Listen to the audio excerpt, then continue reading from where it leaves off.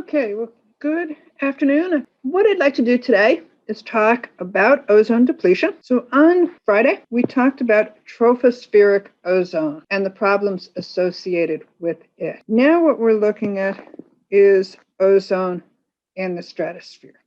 Now, when we measure ozone in the stratosphere, we use a different set of units. We use a unit called Dobson. And it is actually the number of molecules of ozone that would be required to create a layer of pure ozone 0.01 millimeters thick at a temperature of 0 degrees C and a pressure of 1 atmosphere, assuming we're covering the entire Earth's surface with this pure ozone. So we could take all the ozone from the stratosphere and go condensing it down to create a layer of ozone that covers the entire Earth's surface. The average thickness would be about 300 Dobson units or 3 millimeters thick. There isn't a whole lot of ozone in the stratosphere protecting us from UV radiation. And it's for that reason that an entirely different set of units were created. Now, we can actually calculate how much ozone we have. So the total Earth surface is 4 pi radius of the Earth squared. So that is 4 pi times 6,400 kilometers. I'm going to convert to meters, square this term, and that is 5.15 times 10 to the 14 meters squared. Okay?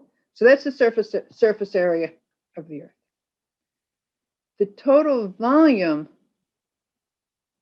of a layer that is 3 millimeters thick is 5.15 times 10 to the 14 meters squared times 3 millimeters times 1,000 millimeters per meter. And that is equal to 1.54 times 10 to the 12 cubic meters. So that's the volume of this ozone that surrounds the Earth's surface. Now we can use the ideal gas law to calculate the number of moles. We said that Dobson units are defined for 1 atmosphere. We've just calculated the number of moles, and that is equal to N times 0.082 atmospheres, liters, moles, Kelvin. So let's convert this to liters. There are 1,000 liters per cubic meter. Meters cubed cancel. And then we will multiply this by 273.15 Kelvin. So we, again, remembering Dobson unit is defined for 1 atmosphere pressure and 0 degrees C. We calculate this. N is equal to 6.9 times 10 to the 13 moles.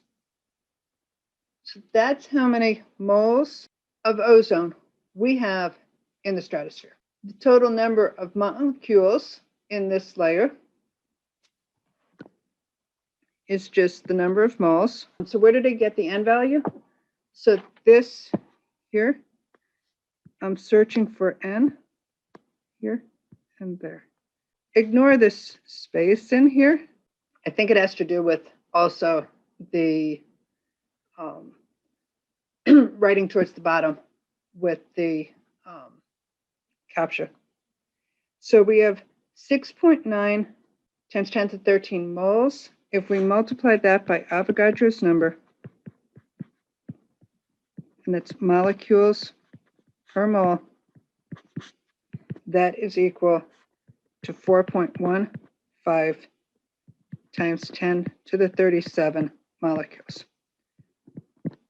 So entire 40 or so kilometers in the stratosphere, we have roughly 4 times 10 to the 37 molecules of ozone. Now, the peak value for what we refer to as the ozone hole was roughly 25 times 10 to the 6 square kilometers, or 2.5 times 10 to the 13 square meters. So that's the size. And we'll look at some images later of what we refer to as the ozone hole. The minimum ozone level was measured at 94 Dobson units. So that's 0.94 millimeters. We can calculate how much ozone is actually in that ozone hole, and that is equal to 2.5 times 10 to the 13 square meters times 0.94 millimeters, 1,000 millimeters per meter, and that is equal to 2.35 times 10 to the 10 meters cubed, or 2.35 times 10 to the 13 liters. We can again use PV equals nRT. Remember, Dobson units are defined for 1 atmosphere.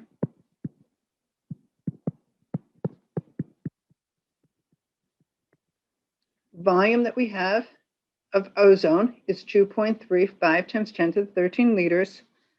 That equals N times 0.082 atmospheres, meters, moles, Kelvin, times 273.15 Kelvin. It's defined at 0 degrees C. And we can calculate N then as 1.05 times 10 to the 12 moles.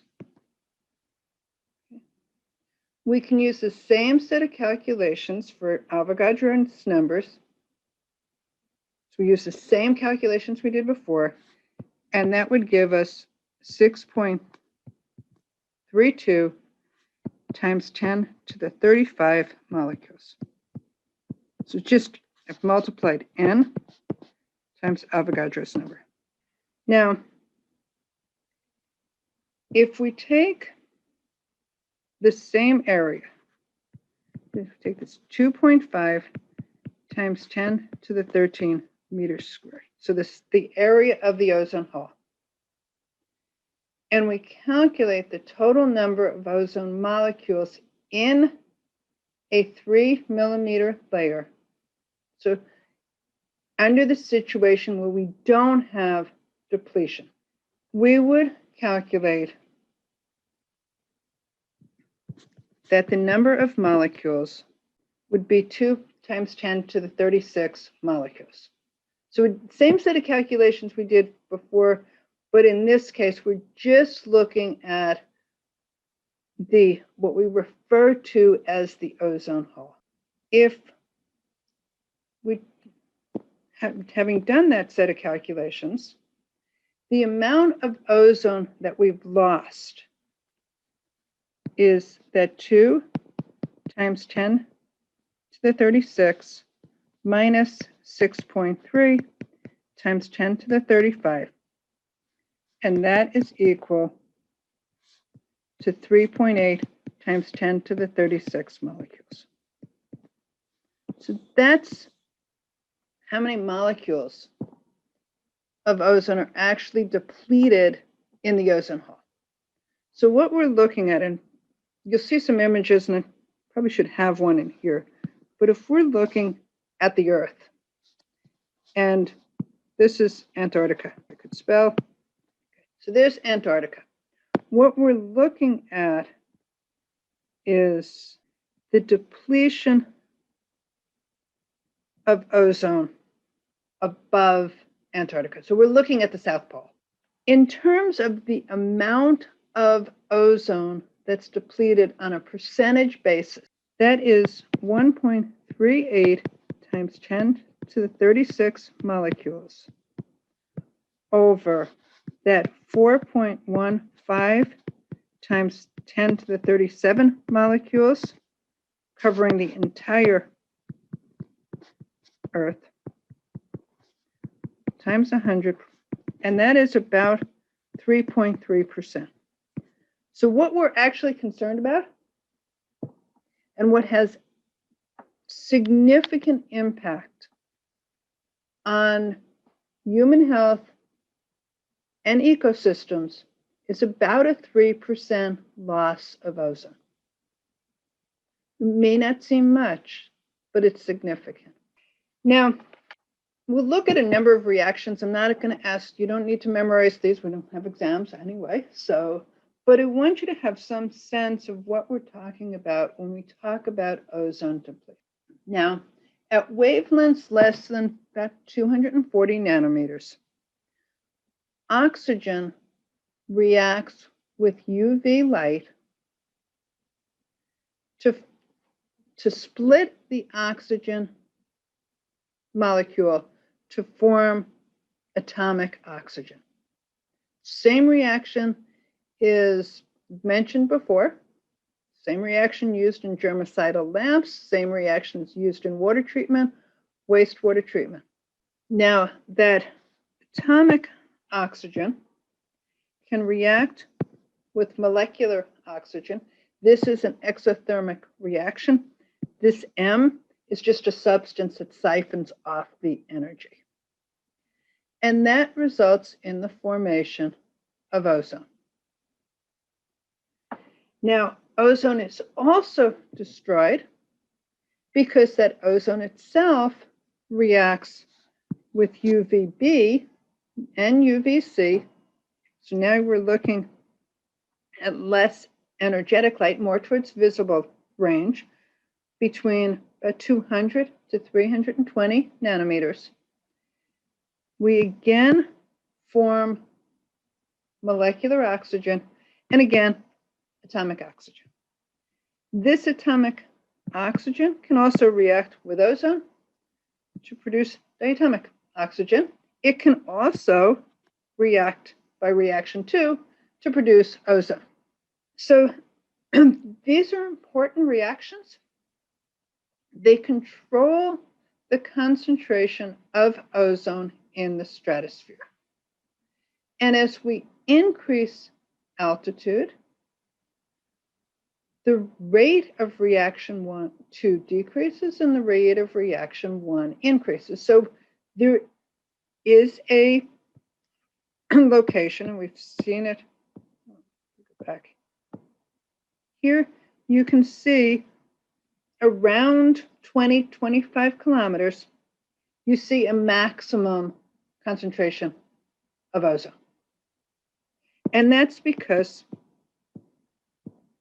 the relative contributions of mainly reaction 2 and 3. Now, the problem that they had back in the late 1970s was that scientists started to discover that there was this depletion of ozone above Antarctica.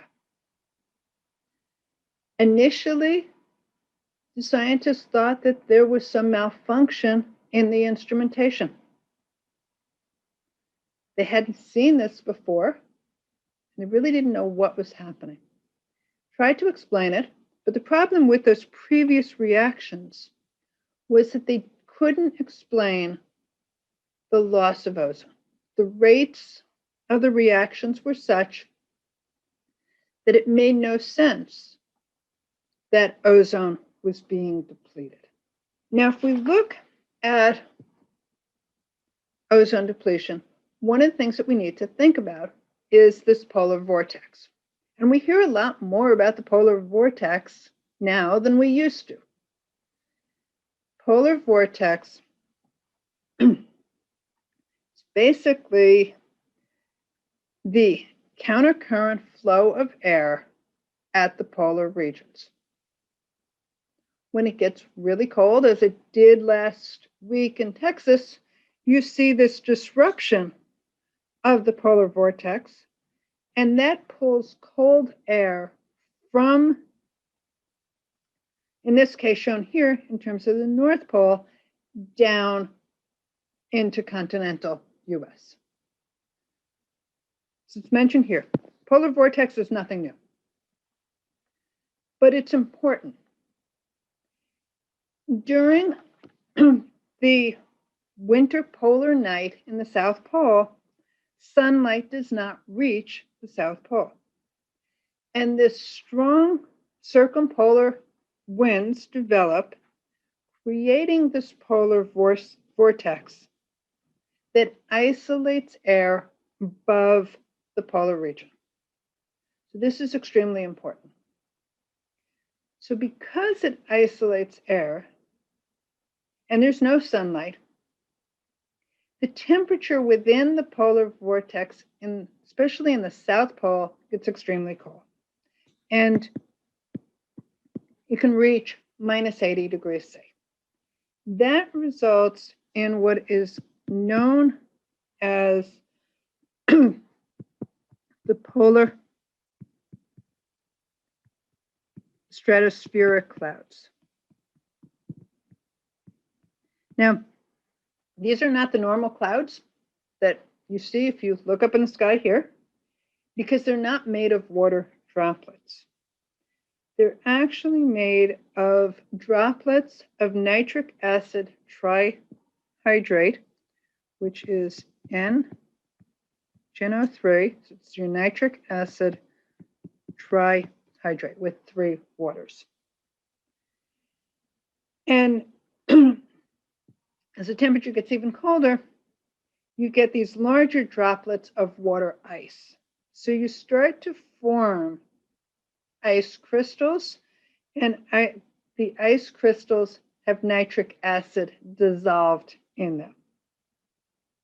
So the important thing that we have in terms of ozone depletion is this stable vortex and extremely cold temperatures resulting in the formation of polar stratospheric clouds. We need those ice crystals because they're going to form the surface on which these reactions occur. This is just a photo attempting to show the stratospheric clouds. You can see another set of photos here. Now, the important thing that happens is we have hydrochloric acid and we have chlorine nitrate. These species are inorganic carriers of the chlorine that will play an extremely important role, or a critical role really, in ozone depletion. Now, they can react on the surfaces of these polar stratospheric clouds. So these are heterogeneous reactions that occur on a surface. They can result, again, you see nitric acid, you see Cl2, and you also, this N2O5, the dinitrogen pentaoxide, forms or provides a reservoir of nitrogen. So these 3 species shown in red, think of these as the reservoirs that drive these reactions. We mentioned the nitric acid that is dissolved in these ice droplets, and they remain in the polar stratospheric. Now,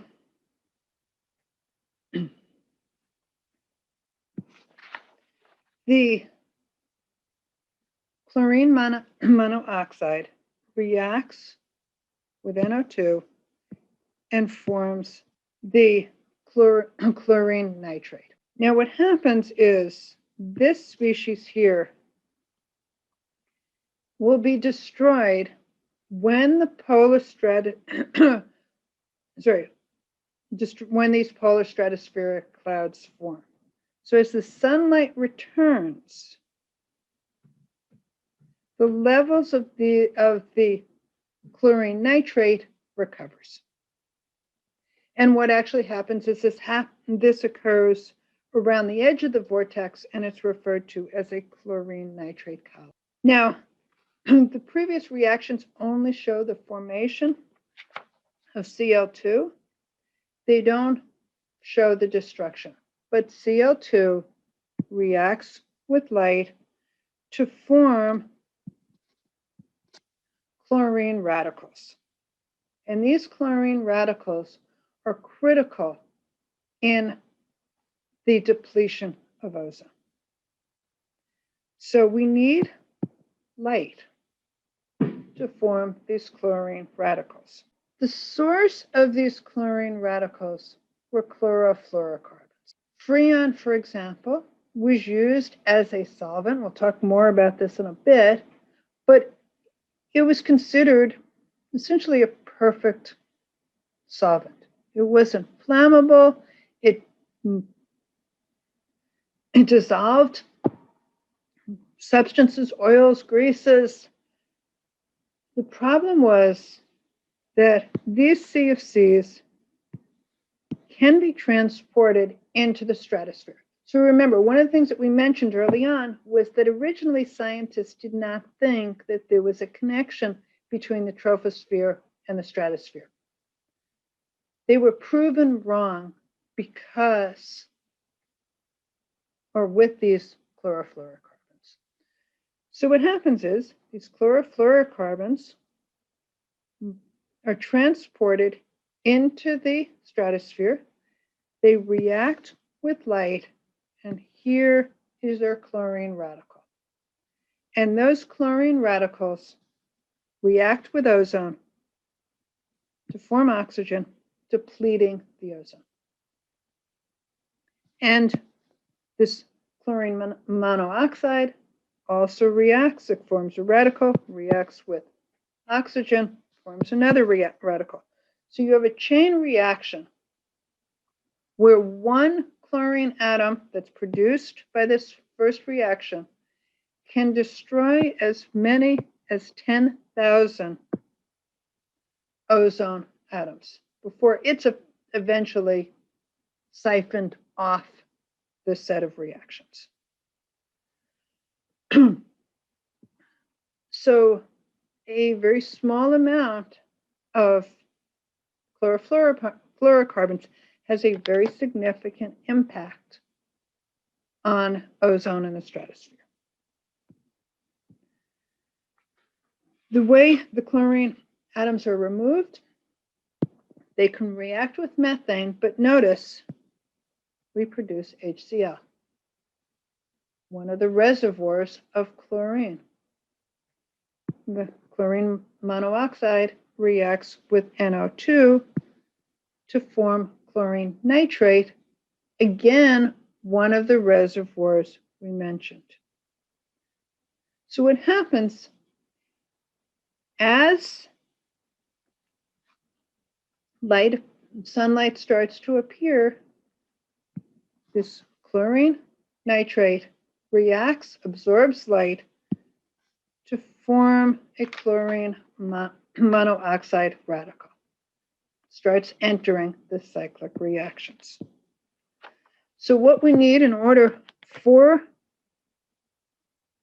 ozone loss is we need a polar winter and a vortex.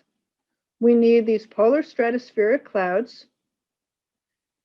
We need to convert the inactive chlorine, and actually bromine also, to active forms.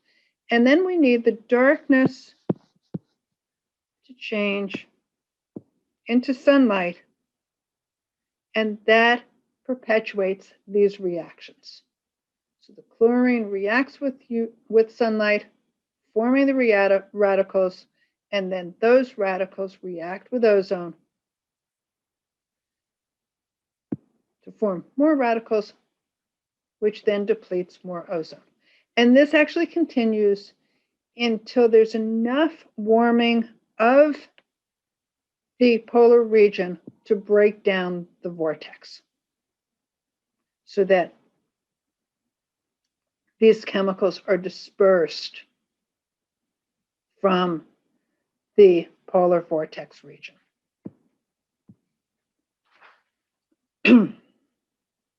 As I mentioned, your CFCs were inert, non-water soluble. They were first introduced in the 1920s. They were used as refrigerants in air conditioners. One of the problems was that when refrigerators were first mass-produced, they used ammonia. Problem was, ammonia is highly reactive, it's actually explosive, and every once in a while you'd have a refrigerator explode. Not a good thing. So these CFCs were excellent coolants. They allowed for cars to have air conditioners. They were used as propellants for aerosol sprays, from hairsprays to about anything you can think of in a spray bottle. They were used in medications as a propellant. They were used for cleaning electrical parts. But the problem is they don't degrade in the troposphere, and they can be transported to the stratosphere. Methyl bromide is also an ozone depleting substance. There are high concentrations of bromide in seawater. Methane can react to form methyl bromide. About half of the methyl bromide is released from the oceans by this reaction that I just wrote. The other half is anthropogenic. It's used to fumigate crops, produced in biomass burning. When we used leaded fuel, it was present in automobile exhaust. It too reacts with ozone, produces radicals that result in the depletion of ozone. So it reacts in much the same way as does chlorine. Problem is, it's even more potent than the chlorofluorocarbons. There are other ozone depleting substances. I'm not going to go to all of them, but they give you a list here. Some of the chlorofluorocarbons have been replaced by some of the halone compounds here. Again, problem is they're still ozone depleting substance. Now,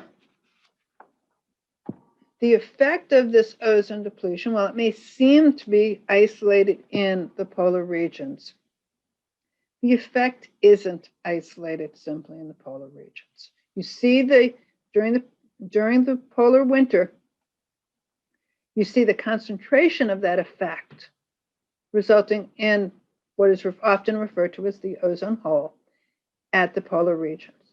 But the effect is greater than that.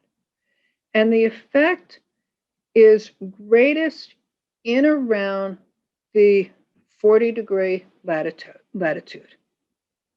In the southern hemisphere, there's around a 25% increase in UV radiation centered around the 40th latitude, 40 degrees latitude. In the northern region, it's about a 10% increase in UV radiation. At the equator, it's 0. So the depletion tends to increase away from the equator and tends to be greatest. Which latitude did you say had the 10% increase? About, about 40 degree north, about 40 degrees south, there's about 25% increase. About 40 degrees north, there's about 10% increase. So the southern hemisphere is actually affected to a greater extent than is the northern hemisphere. Okay, thank you. Thanks for asking. This depletion of ozone and increase in UV radiation is critical to both human life and ecosystems. It results in damage to plants. UV can cause mutations in DNA. It can cause arrhythmia. And this worsens as UV radiation increases. It can damage marine ecosystems because what it does is it alters the orientation mechanisms and the motility of these marine organisms, and that reduces their survival rate. It can also affect the early developmental stages of fish, shrimp, crabs, amphibians, and other animals. Another thing to recognize is that sunscreens don't block UVA. Doesn't result in sunburn, but it still can damage the skin. And what we're seeing is an increase in the rate of melanoma, a skin cancer, especially among fair-skinned individuals in the US. And it's increasing at about 2 to 3% annually, faster than any other type of cancer. So also thought it can also increase ocular damage, so damage to your eyes, causing cataracts and retinal degeneration, and can suppress the immune system. Now, the way we have dealt with ozone depletion is predominantly from a political means. We'll look briefly at those. Montreal Protocol in 1987 was the first agreement among nations to try and limit the CFC from usage or reduce their usage, ultimately banning them from usage in order to protect human health and the environment. It was amended number of times. You can see it here. They mentioned the Copenhagen Amendments. The amount of CFC usage would have continued without these agreements. And you can see here in terms of the estimated excess skin cancers per million would have increased significantly had we not addressed these issues. So the way that they were addressed, as I mentioned, was really politically. Were agreements across the globe to, one, ban CFCs, and two, find alternatives. So the Montreal Protocol, 1987, called for a 50% reduction in the use of CFCs by 1999. 93 nations convened, and they created a timetable for the complete phase out of CFCs. They agreed to allow developing countries to use the CFCs for a longer period of time, knowing that they didn't have the financial ability to phase out CFCs as rapidly as the wealthier nations. And they also created a fund to help with technology transfer. And with Copenhagen, they agreed also to help the less wealthy nations. So the goal was a phase out of these. Initially, they switched to HCFC. So basically, they're replacing one of the chlorines with a hydrogen, thought that that would degrade faster so that it would degrade in the troposphere. It wouldn't reach the stratosphere. Ultimately, that was found not to be the case, and then they started phasing out the HCFCs.